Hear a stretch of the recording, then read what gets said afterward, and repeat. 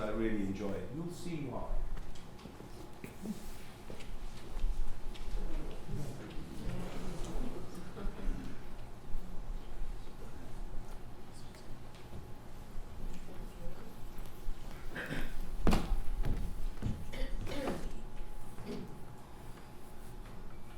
Why, yes, darling, I would like a drink. Southern Comfort Manhattan, bless your heart. Smooth and powerful, just like you. Light me up a cigarette, will you, big guy? Unfiltered, if you got 'em. I like to taste the taste effects of tobacco leaf on my tongue, all sickly sweet and tangy in between draws. Gives my tongue something to do, you know? Nah, sugar, I'm sure the girls back in Tupelo, Mississippi, they ain't nothing like me. Not that I wasn't all sweet and innocent and giggly once upon a time. Now I'm sweet and tangy, just ready to taste. Oh, why'd you have to go and kill the mood, honey, by asking a question like that? You corporate types always thinking business. A, B, C, D, am I right? Always be closing the deal. Well, Jelly Bean, you're right and you're wrong, all at the same time, just like me. It so happens I am a working girl, just not the type you're thinking of. How can I tell what you're thinking?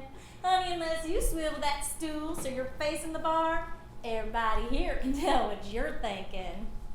Trust me, Cherub, I love enthusiasm, but we have got to strike a bargain first, right? See, Snookums, I'm a working girl of sorts. You see, I'm a double D. And there it is. There's the eye drop, right on schedule. Like you was watching an art dealer fumbling a Ming vase, or Aunt Matilda just let go of the baby.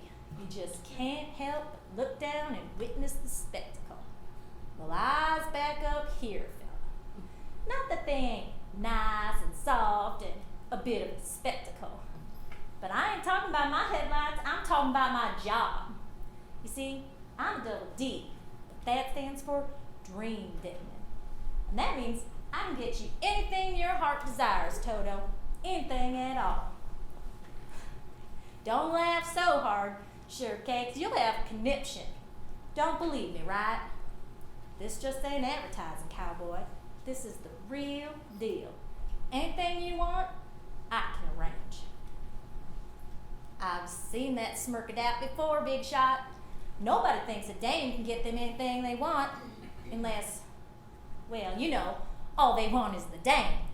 I can do that too, of course, if you want to sell yourself short. You see, you can have all this, 2 girls if you want. Hell, you can have a guy, a midget, or a Mexican donkey. That's what floats your boat. You don't need me for that. Just go to the front desk of any big hotel, ask for the businessman special. They can hook you right up with all the debauchery you can afford. But I'm much better than that. I can get you anything at all. That's what dream demons do. Still don't believe me, do you? Okay, I'll prove it. Yes, right here in the bar. And no, I don't do dreams for free, not even little ones. Just look into my eyes and I will prove I'm a dream demon. Up here in my eyes. Jeez, you are the jumpy type, ain't you? Any professional woman you know can turn their eyes completely coal black? I don't think so. Only demons do that. Look it up in the good book if you want.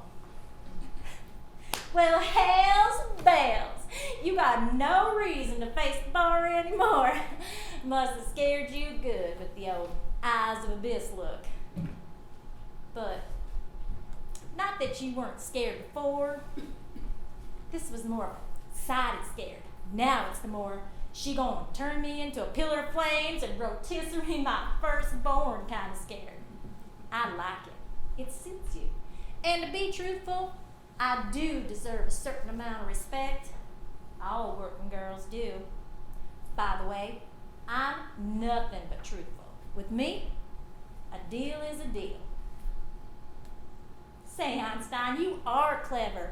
Straight to the crux of the deal. Duration of your life.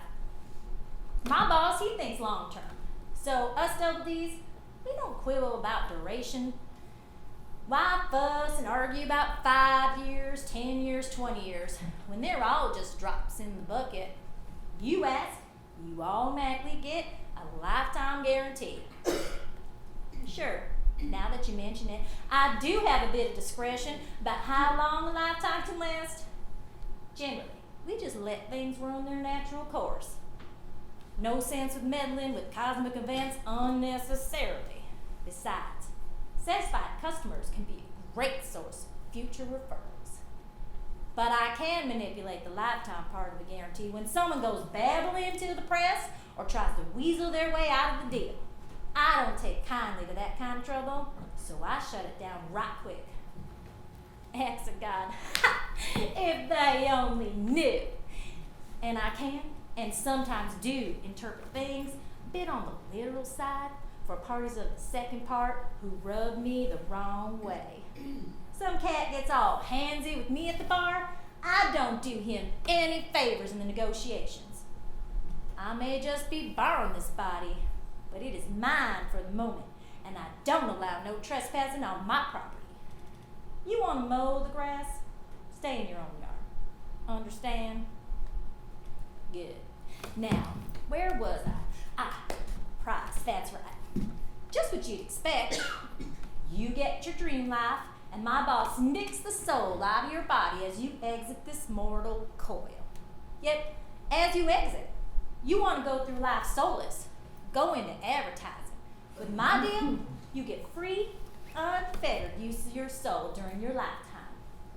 Just can't give it or sell it to somebody else, because we got prior claim. Kind of like a first mortgage.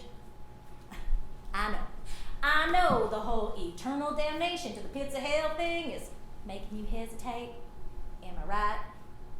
Of course I'm right. Those nuns, they pound it into you. Child cruelty, if you ask me. Hell's actually a pretty nice place. Streets may not be paved with gold, but they are paved with good intentions. And trust me, you got a much better chance of meeting up again with your loved ones, friends, relatives, fraternity brothers in hell than you do upstairs. Not exactly a well-attended party there. You've decided already. Jeepers, you are a born executive. Wait a minute, let me guess. You don't seem the power-hungry type, so it's got to be money or love. Money? Money's a fool's wish. People think they can wish for $1 million and they're set for life. No worries, no complications. But money is always complicated. Say you wish for a big load of cash, and I pay off the deal, because that's how things work with Double D. Suddenly, you got a big load of cash, and everybody, they want it. They want to know where you got it, who'd you rob, where'd you find it. And even if you convince them you ain't a crook, the government wants to tax it. Or maybe somebody tries to steal it. Whether it's with a gun or some clever investment portfolio, it don't make no difference. And of course, everybody's got their hand up. Because you got the greenbacks and they don't. So your life is this endless line of sob stories and con jobs. You'll end up especially leery of the dames, since you won't ever be sure if they're making nice because you're a swell fella, or rather them just being heartless gold diggers. With cash, you spend all your time on edge until it's gone. And after that, you spend all your time regretting your choices. Your choice of wish, and every choice after that, too. Of course, love is complicated, too. You need to think about how you want to phrase your request. After all, you don't want to just love someone or have someone love you. You want it to be mutual. And you're not looking for the spiritual love. You're looking for the sweaty stuff, too. Once, twice, 3 times on Sunday. Don't worry, shirt cakes. You asked me to grant you a dream that's romantic related, I won't sell you short. The lifetime guarantee goes for both of you. None of this tragic love's cut short when your sweetie gets hit by a Mack truck the next morning when she runs out to get you eggs to make you breakfast. Double D's, we don't double deal. Last call, jeez. It's later than I thought. Time to cut to the chase, lover. What's your temptation? Make a decision. Fulfill your fantasies. Tell me your dream, and I'll make it come true. No limits, no exceptions. What's it gonna be, boy? Well, damn you to hell, buddy. I never expected that. Why'd you have to go and do that? Still, a deal is a deal. You want all dream demons banished from the earth forever? That's what you get. Even if it means spoiling the party for everyone. I wouldn't have guessed you to be such the sanctimonious type. Not from the way you look at it, gal. Go ahead. Let your gaze wander all over my body. I don't mind a few minutes of wanton admiration. After all, I'm not in a hurry to go where I'm going. Where you sent me. Take a good hard look, because I'm the last double D you'll ever see. That anybody will ever see. Well, at least until you join us in hell. We both have that to look forward to. And if you think double D's are imaginative and making dreams come true, just wait till you see what we do with nightmares. After all, there's a whole army of us with nothing to do for eternity but think of ways to torture you. You better settle up your tab with the barkeep now, hon. We'll settle up later.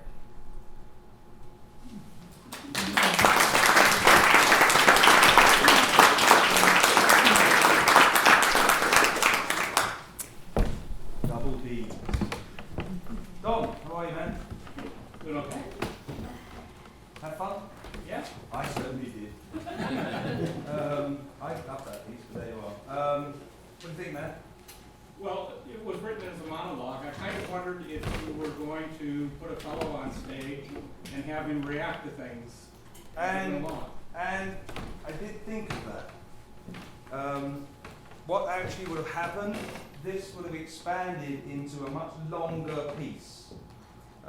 When you have two people on the stage, it does actually extend the amount of time spent. And it's a fairly long monologue, as you see. And what would be gained from it is what I was thinking. So it's a case of time versus what's the benefit and so on. So in this particular case, I chose to just go with the monologue. And so I did. Maybe it can be done several ways, and I'm sorry if it wasn't what you wanted. We'll do it again one day, and maybe have me staring at the double D's. Staring at the double D. Her things. Yes. I thought it was great this way. I just wondered if that was, something that I had definitely thought about it. I have wrecked my brain over these things. Actually, it really is.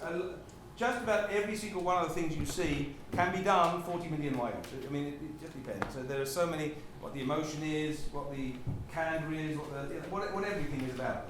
And this particular one, I chose that. A lot of tonight's will be done as monologues, because that's what I felt was right.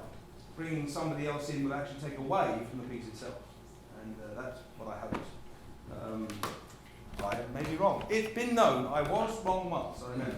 So, if I am wrong in your case, I'm so sorry. Yes, sirrah. Who was she speaking with? You tell me. She was speaking with some guy, as I see it. Why do you ask the question of the author? He knows more about it than I do. He was talking about a businessman in a bar. Yep, that's what I thought. Didn't that come over? I mean, it's happened to me several times like that. Ooh, sorry, dear. Yes, sir. That's what I was going to ask. Was this based on an actual incident? Is this I would think. If this had been based on an actual incident, my books would be selling better. You might be writing better. But anyway, I think, not at all. That's great. Really beautiful. Anything else? You know, I one thing that I wanted to see that other person.